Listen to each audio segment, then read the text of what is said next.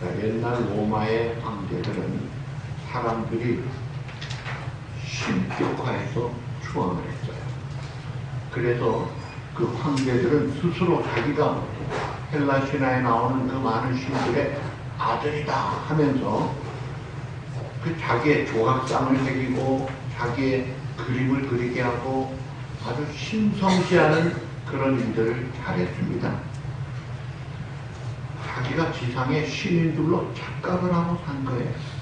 왜 그랬을까요? 이것은 사탄이 그 마음에 욕망과 교만을 심어준 결과입니다. 이 세상은 언제나 그래요.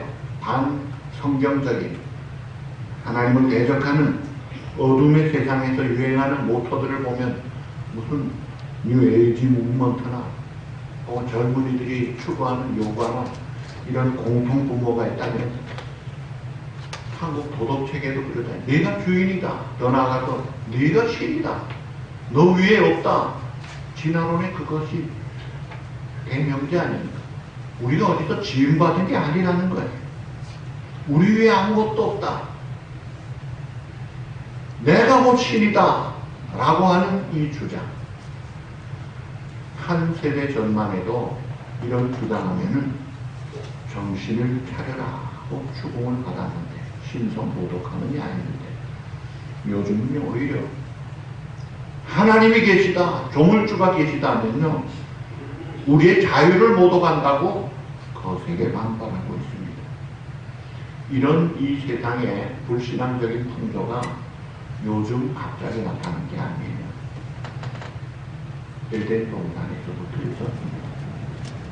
마귀가 하와에게 와서 너 선악과 따먹으면 하나님같이 될 거야. 교만한 마음을 아주 풍선 부풀듯이 부풀어준 거예요. 신적 존재가 될 거라고 유혹할 때 명확하게 생각합니다. 그래서 불순종하고 따먹고 쫓겨나서 죽음의 늪에 빠져버리고 말합니다. 하나는 끊임없이 우리를 교만하게 부추긴다. 네가 최고다. 그러나 이 세상을 다스리시고 지배하시는 하나님은 그게 아니지. 하나님이 원하시는 게 뭐예요? 성경이 말씀하는 게 뭡니까? 다 같이 따라합시다. 하나님 앞에서 겸손하라. 이게 대하나님의 명령입니다. 하나님 앞에서는 겸손하라. 자, 오늘 우리가 대하는 이 빌립보 교회. 이 빌립보 교회는 사도 바울이 많은 곳을 전도하고 교회를 많이 세웠는데 그 중에서 제일 특별한 교회예요. 사도 바울을 잘 도왔던, 어려울 때 지켰던 특별한 교회였어요. 그래도 남달리 사랑하는 좋은 교회인데, 그러나 이 교회, 이 좋은 교회도 문제가 있는 것을 알고 사도 바울이 지금 편지를 쓴 것입니다. 지상의 모든 교회는 문제가 없는 곳이 없잖아요. 왜냐하면 교회 구성원이 우리 자신이 완전하지 못하니까. 우리가 문제가 있으니까 교회가 자동 문제가 있는데, 여기에 문제는 빌립보 4장 2절에 나타납니다. 내가 유오디아를 권하고 순두개를 권하고 주 안에서 같은 마음을 품으라. 이름은 참 좋아요. 유오디아, 순두개, 참 이름이 부드러워요. 여자분들입니다. 그런데 같은 마음을 품으라는 이유가 뭐예요? 마음이 지금 따로 돼 있잖아요. 서로 다투고 분쟁하는 걸 보는 거예요. 왜 다투고 분쟁하느냐? 그 이유를 사도 바울은 알았습니다. 잠언 13장 2절에 보시면 다 같이 읽죠. 교만해서는 다투는 말이 가라. 거기에 듣는 자는 지혜가 있다. 교만하면 다툰다 이거예요. 그래서 빌립보 2장 3절에 사도 바울이 이렇게 권합니다. 다 같이 아무에게든지 다툼이나 허영으로 하지 말고 오직 선한 마음으로 각각 자기보다 남을 낮게 일하라. 세상은 네가 최고다. 너 위에 누가 있느냐? 교만을 아주 강조합니다만 거기에 반대해서 그리스도를 따르는 하나님의 자녀된 우리 성도들을 향한 자세가 아무래든지 다툼 허용하지 말고 오직이란 말이 뭐예요? 다른 게 없다. 이것밖에 없다. 겸손한 마음으로 각각 자기보다 남을 낮게 여겨라. 그러면서 5절에 아주 중요한 핵심 구절, 오늘의 요절 말씀을 하셨습니다. 다 같이 보시죠. 너희 안에 이 마음을 품으라. 곧 예수의 마음이니. 아멘. 예수님의 마음을 품으면 그 순간 모든 문제는 녹아버려요. 해결됩니다. 상처는 치유됩니다. 분열은 파악이 됩니다. 기가 막힌 해결책을 주님이 우리에게 주시기 때문에 예수님은 그런데 어떻게 사셨습니까? 로마 황제들은 인간이면서도 스스로 신으로 착각하고 살았는데 예수님은 진짜 하나님이시면서 만물이 그에게서 나오고 그로 말미암고 그에게로 돌아갑니다.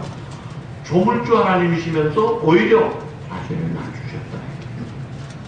인간의 몸을 입고 낮아지셨다. 그 낮아지신 겸손의 본을 그 주님을 믿는 우리가 당연히 따라야 된다는 것을 강조합니다. 여러분들이 어떤 선택을 해야 될 때, 어떤 중요한 결정을 해야 될 때 갈림길에서 어떻게 해야 되느냐, 그럴 때 힌트를 드립니다. 만일 예수님이 이 시간에 나라면 어떻게 하실까? 어떤 길을 선택하고 어떤 길을 결정할까? 예수님 마음을 찾아보라. 그러면 우리의 삶이 달라지고 변화될 것입니다. 자, 지금 이 요디아와 순두개가 마음이 따로 놀고 분열하는 이유가 교만이에요. 마음이 교만하면 분열이 안 일어날 수가 없고 다툼이 안 일어날 수가 없다 해서. 그래서 아무래든지 다툼이나 허용을 하지 말라고 강조하고 있는 것입니다.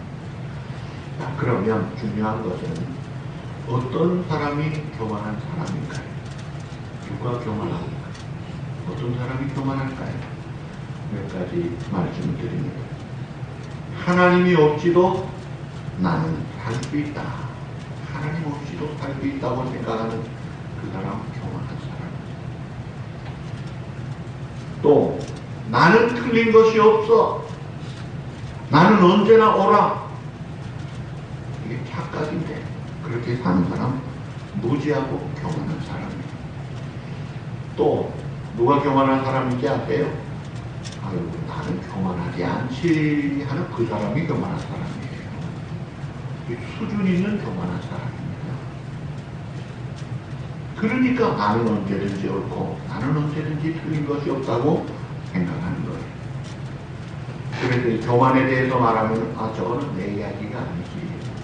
그거는 저 집사님이 들어야 돼. 그 누구가 들어야 돼? 하고 자기는 빠져나갑니다. 자신은 항상 옳고 남이 틀리다고 하니까 단단히 착각 속에 빠진 교만한 사람입니다.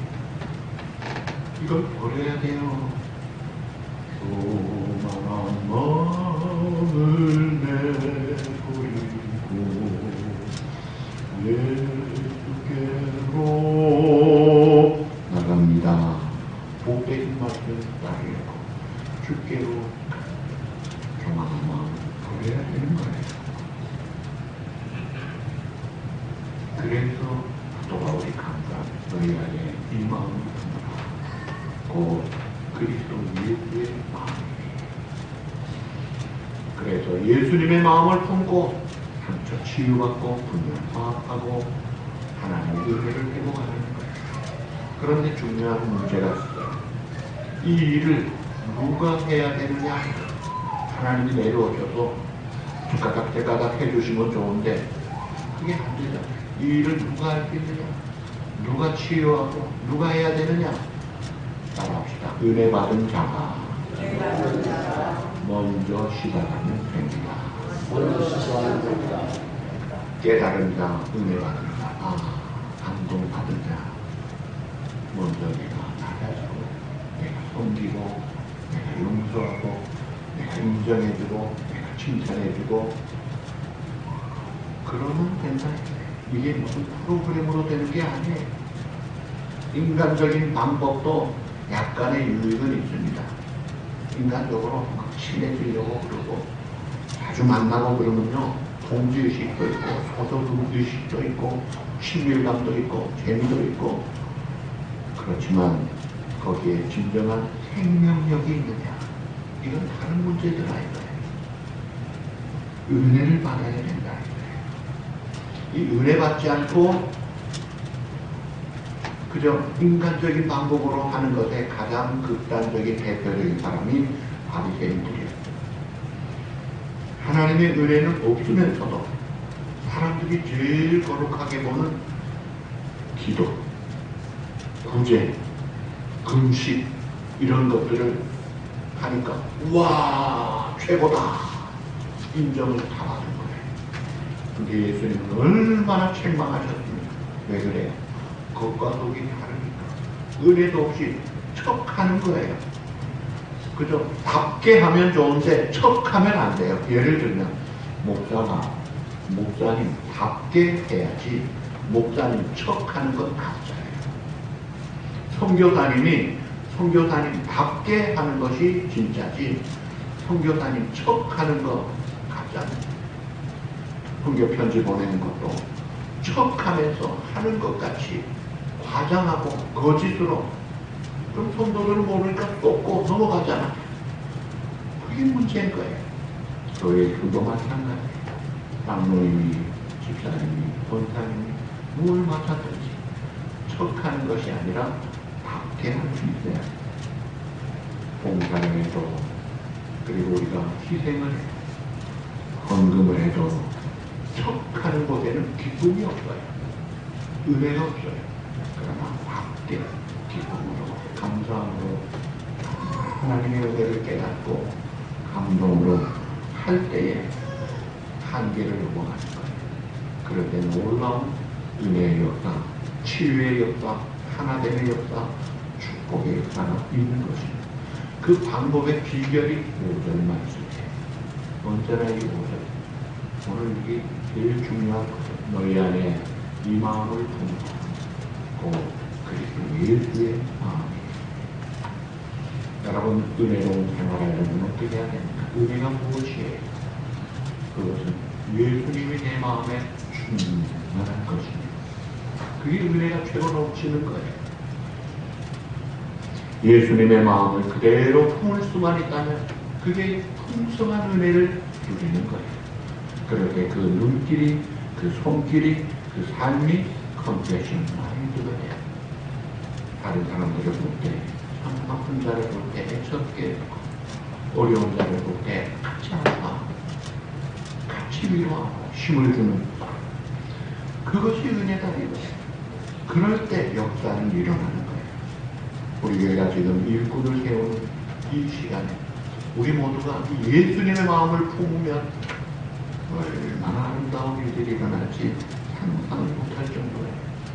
자, 예수님의 마음은 한마디로 겸손한 마음이었어요. 진정한 겸손이 무엇입니까? 진정한 겸손은 어떤 모습일까? 답이 뭐라고 했어요? 자기 포기입니다. 예수님은 하나님의 권위를 가지신, 신성을 가지신, 영광을 가지신 하나님의 보좌에 계신 그 모든 것들을 포기하죠. 겸손한 척 해도 포기하지 않으면 그거는 진짜가 아닙니다. 예수님은 하나님의 사랑을 모르고 우유에까지 나가주시고 종의 형태를 가지시고 제자들의 발을 씻겨주셨는데 그 제자들, 서로 높다고 하는 제자들을 섬기셨어요. 자기를 팔아먹는 가룟유다의 발도 씻겨주시더라고요. 여러분이 예수님의 마음 품는 게 아주 고상한 것 같지만 사실은 절대로 쉽지 않은 것입니다. 성령으로 지배받고 믿음으로 의지적인 순종을 할 때 가능한 거예요. 겸손한 삶을 살기 위해서는 내가 있어야 돼. 그래서 7절에 보시면 오히려 자기를 비워 종의 형태를 가지셨다. 자기를 비웠다. 엠티를 시켰다는 거예요. 엠티, 자기 부정, 자기 포기. 예수님의 말씀 중에 누가복음 9장 23절에 아무든지 나를 따르거든 누구든지 자기를 부인하고 그 자기를 부인하는 거예요. 그러니까 자기의 옛사람, 자기 자아를 죽이는 거예요. 내 자아가 죽어야 되는데 이게 쉽지가 않아요. 질문합니다. 죽은 사람과 산 사람의 차이가 뭐예요? 죽은 사람은 반응을 하지 않습니다. 때려도 아무것도 하지 않습니다. 칭찬해도 우쭐거리지 않아요. 욕해도 꼼짝 안 합니다. 산 사람은요, 반응을 하는데 내가 살았느냐 죽었느냐 알려면 어떻게 할 수 있는지 아세요? 누가 나한테 되지도 않은 욕을 할 때 어떻게 내가 반응하느냐 보면은 내가 살았는지 죽었는지 알 수 있어요. 엉뚱한 욕을 할 때 뭐 그런 게 다 했어 하면 내가 펄펄 살아있는 거예요. 그러면 그런 말을 들어서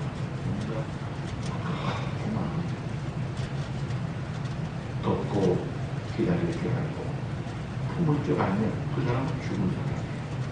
근데 우리가 주로 펄펄 살아있잖아요. 그리고 예수의 마음을 품으라. 희생이 없는 사랑, 능력이 없어요. 부부지간에도 마찬가지, 친구지간에도 마찬가지. 내 주장은 포기하지 않고 그렇게 만나니까 계속 이게 되지가 않는 거예요. 부부라는 게 뭐예요? 남녀가 붙어서 하나가 된다고요. 신비한 원리에 1 더하기 1이 세상은 2라고 합니다. 그런데 성경 원리는 1 더하기 1이 1이 돼야 된다는 거예요. 그게 어떻게 가능해요? 내가 제로가 돼야 된다는 거예요. 제로 더하기 상대방이 될 때 1이 되는 거예요. 서로 존중하고 서로 아끼고 서로 양보할 때 그게 하나가 되는 것이다. 예수님이 그렇게 하신 거예요. 우리를 사랑하시기 때문에 우리를 위해서 자기를 비우시더라 이거예요.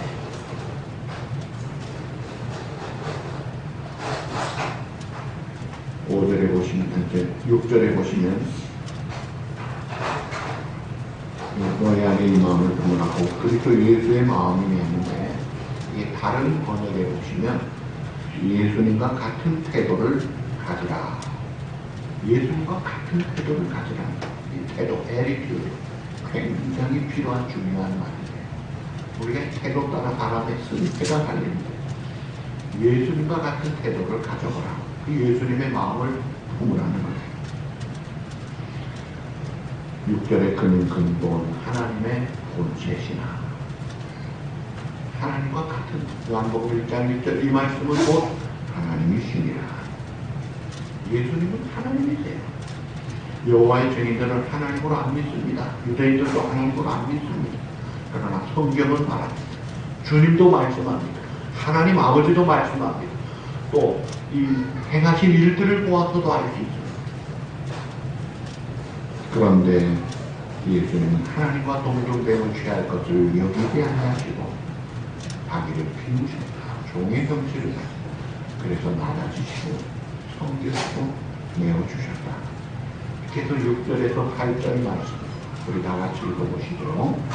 그는 근본 하나님의 본체시나 하나님과 동등됨을 취할 것으로 여기지 아니하시고 오히려 자기를 비워 종의 형태를 가지고 사람들과 같이 계셨고 사람의 모양으로 나타나사 자기를 낮추시고 죽기까지 복종하셨으니 곧 십자가에 죽으시니라. 아멘. 오늘 우리가 이 주님을 믿는 거예요.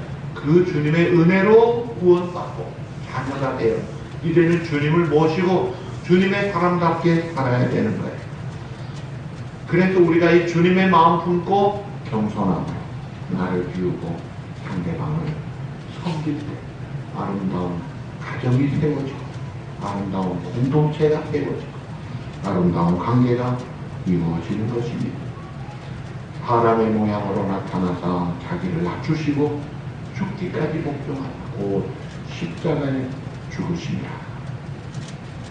하나님이 어떻게 사람의 몸을 입고 그렇게 될까? 마치 비유로 말하자면 내가 벌레를 구원하기 위해서 내가 벌레 몸을 입는 것과 같은 정도예요. 그거보다 더하겠죠. 우리 같은 피조물입니다. 어떻게 사람이 벌레가 될 수 있어요? 그런데 그 정도로 낮아지셨다는 거예요. 더 이상 낮아질 데가 없이 낮아지셨다는 거예요. 예수님은 하나님이셨습니다. 어디에 태어날까? 일찍이 베들레헴 태어날 것을 7가지 하셨어요. 자기가 선택해서 태어날 수 있어요. 그러면 기왕이면 한번 사는 인생, 부잣집에 왕자로 석가모니같이 태어나면 좋을 텐데 어디로 태어나요? 가나안 목수의 집안에, 산골 나사렛에서, 갈릴리에서. 그래서 사람들에게 멸시받고 천대받는 그것을 찾아오시더라 이거예요. 왜요? 자신을 비우셨기 때문에.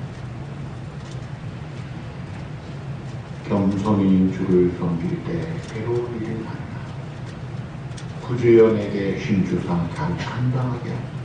내가 주님 따르고자 할 때 쉽지가 않습니다. 내 자존심이 허락하지 않습니다. 내 체면이 흔들리고 있어요. 내 때까지 쌓아놓은 사람들의 명예가 이게 훼손될 수 있지 않느냐. 포기할 수 있어야죠. 그럴 때 진정한 하나님의 나라가 아름답게 나타나더라는 거예요. 형제와 연합하여 동거하니 얼마나 아름다운가. 그럴 때 여호와께서 복을 내리시되 곧 영생이로다. 우리가 화합하고 하나가 되고 치유하고 품고 인정해주고 섬기고 낮아질 때 여기에 하나됨의 역사만 있는 게 아니라 영생의 복, 구원의 역사가 있고 기쁨의 복이 있는 거예요. 주님은 교만한 자를 대적하시되 겸손한 자들에게는 은혜를 주시느니라. 베드로전서 5장. 우리가 겸손함으로 하나님을 섬기고 예수님의 마음을 품고 살 때 하나님이 은혜를 주시는 거예요. 여러분 이런 삶을 살라는 거예요. 나를 통해서 세상이 하나님의 나라를 맛보게 나도 기뻐하고 즐거워하고 하나님의 은혜를 누리고 한도록 그렇게 하자는 거예요. 오늘 우리 부른 찬송 얼마나 좋은 찬양대 찬양. 주님 없는 세상 평화 없네. 오 주 없이 살 수 없네. 오 주 없이 살 수 없는 세상입니다. 내가 주님 없이도 살 수 있는 것 같이 그렇게 살아가지고 뭐냐. 우리 주님이 이렇게 다 비우시고 낮아지셨는데 결과가 어떻게 됐을까요? 9절에서 11절 오늘 본문 마지막 구절들이죠. 우리 다 같이 한번 보십시다. 이러므로 하나님이 그를 지극히 높여 모든 이름에 뛰어난 이름을 주사 하늘에 있는 자들과 땅에 있는 자들과 땅 아래에 있는 자들로 모든 무릎을 예수의 이름에 꿇게 하시고 모든 이름을 예수의 이름을 주라 하시나이다. 하나님 아버지께 영광을 돌리게 하셨느니라. 아멘. 주님같이 낮아지고 낮아질 때 주님이 높아질 때 최고의 명예, 최고의 이름, 최고의 권세, 최고의 영광을 받으신 주님과 같이 우리가 낮아지면 이것을 하나님이 최고의 영광으로 받으시고 우리를 높여주십니다. 그래서 겸손은 존귀의 앞자리야. 반대로 교만은 넘어짐의 앞자리야. 우리가 예수님의 마음을 품고 먼저 주님처럼 주님의 마음을 품고 주님처럼 나가시고 죽기까지 나가시고 그 주님의 뜻에 순종해서 나를 위해 죽기까지 죽음의 자리까지 순종합니다. 그러면 하나님이 여러분을 자신의 영광으로 삼으실 것입니다. 우리 주님의 마음을 품고 이런 말씀에 이건 다른 사람에게 주는 말이 아니라 바로 정확하게 짝듯이 나에게 주시는 말씀으로 받았습니다. 내가 예수님의 마음을 품고 과연 하나님의 역사가 어떻게 일어난지를 체험하고 간증하는 하나님께 영광 돌리는 정말 복된 성도의 삶의 주인공들의 삶 우리 모두가 되시기를 주님의 이름으로 축복합니다.